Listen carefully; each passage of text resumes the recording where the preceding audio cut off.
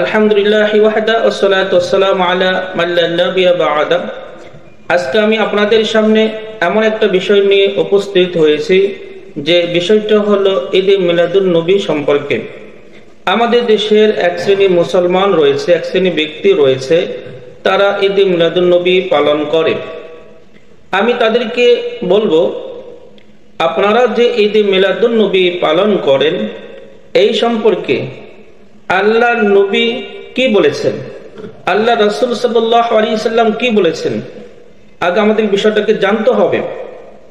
আপনি কি একটা দলিল দেখাতে পারবেন যে আল্লাহর নবী ঈদে মিলাদুন নবী পালন করেছেন, সাহাবায়ে কেরামরা ঈদে মিলাদুন নবী পালন করেছেন? এমনকি ইসলামের 4 খলিফা হযরত আবু বকর রাদিয়াল্লাহু তাআলা আনহু, হযরত ওমর রাদিয়াল্লাহু তাআলা আনহু, উসমান রাদিয়াল্লাহু তাআলা আনহু, আলী রাদিয়াল্লাহু তাআলা আনহু, এই 4 জন যে খলিফা রয়েছে, কোন একজন খলিফা কি এই ঈদ মিলাদুন নবী পালন করেছেন?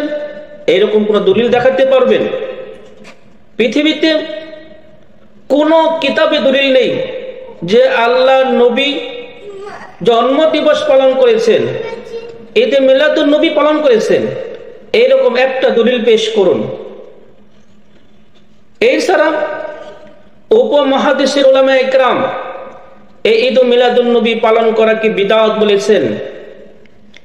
অসংখ্য বিজ্ঞ আলেম উলামারা এই ঈদ মিলাদুন নবী পালন করাকে বিদআত বলেছেন। তার মধ্যে ইমাম আবু হানিফা রাহিমাহুল্লাহ বলেছেন ঈদ মিলাদুন নবী পালন করা সুস্পষ্ট বিদআত।